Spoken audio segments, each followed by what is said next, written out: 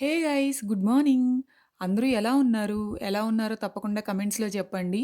కార్తీక మాసం అయిపోయిన తర్వాత మొదటిసారి మా ఇంట్లో అయితే చికెన్ చేస్తున్నామనమాట. యాక్చువల్‌గా చికెన్ తినేసి చాలా డేస్ అయిపోయింది. కార్తీక మాసం ఆ 30 డేస్ గూడా అస్సలు తినలేదు.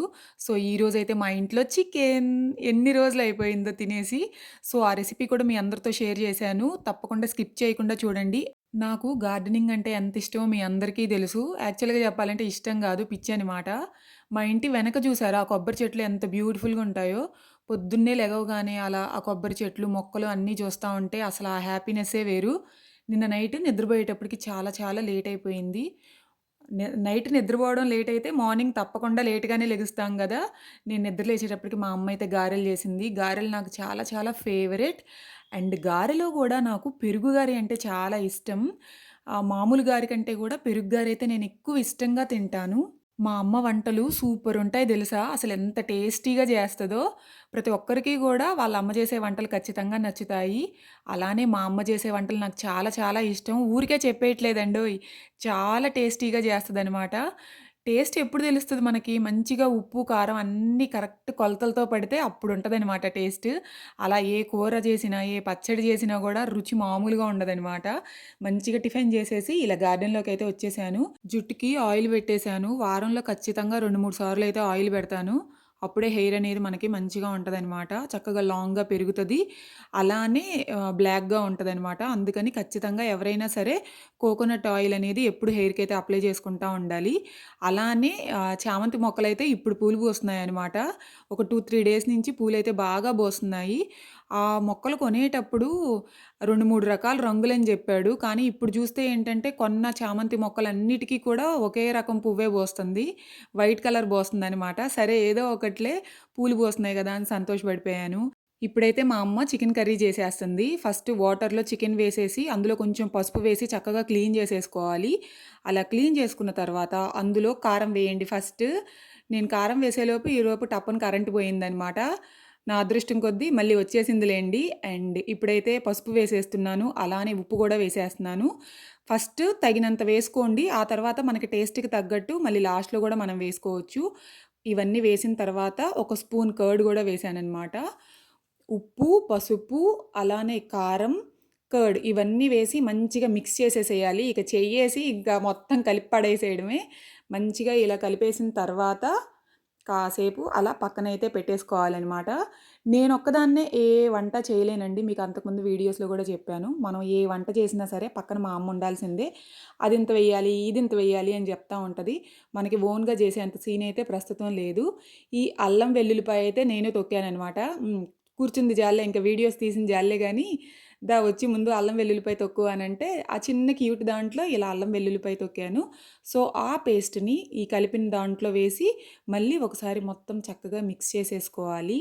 అలానే ఆనియన్స్, పచ్చిమిరపకాయలు 2 కూడా కట్ చేసి పెట్టుకోవాలి. ఆనియన్స్ అయితే అసలు సన్నగా ఎంత చక్కగా ఉన్నాయో, నాకైతే అంత సన్నగా కట్ జేయడం అయితే రాదు. కొంచెం నేను కట్ జేస్తే ఏంటంటే లావుగా వస్తాయన్నమాట. మా అమ్మ చూసారా అసలు ఎంత సన్నగా చక్కగా కట్ జేసిందో. అండ్ ఆ పచ్చిమిరపకాయలు మన గార్డెన్‌లోవే. పచ్చిమిర్చి ఇంట్లో ఎక్కువ లేవన్నమాట. 3 కాయలే ఉన్నాయి. కానీ ఆ 3 కాయలు అసలు ఎంత ఏమంటారు కారమో అనమాట. ఫస్ట్ బాండీ పెట్టేసుకొని అందులో ఆయిల్ పోసి, ఆయిల్ కొంచెం హీట్ అయిన తర్వాత ఆనియన్స్, పచ్చిమిర్చి 2 కూడా వేసి వేయించుకోవాలి. ఎప్పుడూ కూడా లో ఫ్లేమ్‌లో పెట్టుకొని వేయించుకోండి. హై ఫ్లేమ్‌లో పెడితే మళ్ళీ మాడిపోయి టేస్టే మారిపోద్దనమాట. చక్కగా ఇలా లో ఫ్లేమ్‌లో పెట్టుకొని వేయించుకోండి. ఉల్లిపాయ మనకి మగ్గేంత వరకు వేయించుకోవాలనమాట. కలరే మనకు తెలిసిపోతుంది. పేస్ట్ కూడా యాడ్ చేస్తున్నాను. పేస్ట్ యాడ్ చేసిన తర్వాత మళ్ళీ ఒకసారి తిప్పుకోవాలి. మనం ఏ కూర చేసినా ఇక గరిటెతో తిప్పడమే తిప్పడం గదా! ఒక్కొక్కసారయితే అలా తిప్పి తిప్పి చేతులు గూడా నొప్పులొస్తాయన్నమాట కొన్ని కర్రీస్‌కైతే. ఇలా ఉల్లిపాయ మగ్గిన తర్వాత చికెన్ అందులో వేసేసుకోవాలి. చికెన్ అంటే మీలో ఎంతమందికిష్టం? నాకైతే చాలా చాలా ఇష్టమనమాట. అలా అని చెప్పి ఎక్కువ తినేసేయలేను. కొందరైతే అసలు అర కేజీ అయినా ఒక్కళ్ళే ఈజీగా తినేయగలుగుతారు. మనకంత సీనయితే లేదు. ఏదో ఒక 4, 5 ముక్కలు తినగలను గానీ, మరీ అంతైతే తినలేననమాట. ఇప్పుడు అటు ఇటు తిప్పుకోవాలి. నాకు చపాతీలో చికెన్ కర్రీ అయితే చాలా చాలా ఇష్టం. మామూలుగా అన్నంలో తినడం గూడా చాలా ఇష్టం గానీ, చపాతీలో ఇంకా బాగా ఇష్టమనమాట తినడం అయితే. సో, ఎప్పుడు చికెన్ కర్రీ చేసుకుంటామో అప్పుడైతే కంపల్సరీ చాలా వరకైతే మేము చపాతీ గూడా చేసుకుంటామనమాట. నైట్ టైమ్ వచ్చేటప్పటికి మార్నింగ్ చికెన్ తిని నైట్ అలా చేసుకుంటాము. ఇప్పుడైతే వాటర్ పోసేసాను. ఈ ముక్కలు నిండే వరకు వాటర్ పోసుకోండి. మీరు కేజీ తీసుకుంటే, ఆ కేజీ ముక్కలు అవి మొత్తం గూడా ఆ చికెనంతా ఇలా మునిగే వరకైతే వాటర్ పోసుకోవాలి. వాటర్ పోసిన తర్వాత ఇప్పుడైతే మనం దాన్ని చక్కగా మగ్గనివ్వాలనమాట. గిన్నె పైన మూత పెట్టేసి ఏమన్నా పనుంటే చూసుకొని రండి. ఈలోపు చక్కగా మగ్గిపోద్ది. మా ఇంట్లో మా నాన్న అయితే అసలు చికెన్ కూర చేసినప్పుడు ఆ స్మెల్‌కే నోరూరిపోతుంది, ఎప్పుడైపోతుంది అని అడుగుతా ఉంటారు. బుజ్జి అయిపోయిందా? అయిపోయిందా? అని అడుగుతుంటారనమాట. అంతకుముందు వీడియోస్‌లో కూడా చెప్పాను మా అమ్మ పేరు బుజ్జి అనని. మా అందరికీ అలా పిలవడం అలవాటైపోయింది. చిన్నప్పటి నుంచి కూడా బుజ్జి, బుజ్జి అనే పిలుస్తా ఉంటామనమాట. కూరైతే ఆల్మోస్ట్ రెడీ అయిపోబోతుంది. నేనిందాక ఒక చిన్న క్లిప్ మిస్ చేశాననమాట. ఏంటంటే మధ్యలో ఉప్పు కొంచెం తక్కువైతే ఉప్పు, కారం 2 వేసామనమాట. ఆ క్లిప్ అయితే మిస్ అయింది. మీరు కూర చేసేటప్పుడు ఒకసారి మధ్యలో టేస్ట్ చేస్తూ ఉండండి. తగినంత ఉప్పు, కారం వేసుకోవాలి. అలానే ఇప్పుడైతే గరం మసాలా పౌడర్ ఏసేస్తున్నాను. మేమైతే చాలా వరకు బోన్‌లెస్ చికెనే తెప్పించుకుంటాము. మాకైతే అలా తినడమే చాలా ఇష్టమనమాట. ముక్కలతో తింటమైతే తింటం అసలు ఫస్ట్ ఆఫ్ ఆల్ రాదు నాకైతే. చాలా కష్టపడి వాటిని కొరికి తినాల్సొస్తది. కొందరు తింటండంటే వీళ్ళు భలే తింటున్నారే అనిపిస్తది గానీ, మనకంత టాలెంట్ అయితే లేదు. బోన్‌లెస్ అయితేనే చాలా కంఫర్టబుల్‌గా హాయిగా తినొచ్చు అని అనిపిస్తా ఉంటదనమాట. సో, అందుకని బోన్‌లెస్సే తీసుకురమ్మని చెప్పి మా నాన్నతో జెప్తాను. సో, మా కోసం మా నాన్న ఎప్పుడు గూడా బోన్‌లెస్ అయితే తీసుకొస్తారు. అండ్ చూసారు గదా! చికెన్ కూర అయితే మనకైతే రెడీ అయిపోయింది. ఇంకా టేస్ట్ చేసేయడమే అనమాట. మీలో ఎంతమంది చికెన్ కూరంటే అసలు పిచ్చి పిచ్చిగా ఇష్టపడి తినేవాళ్ళుంటారు?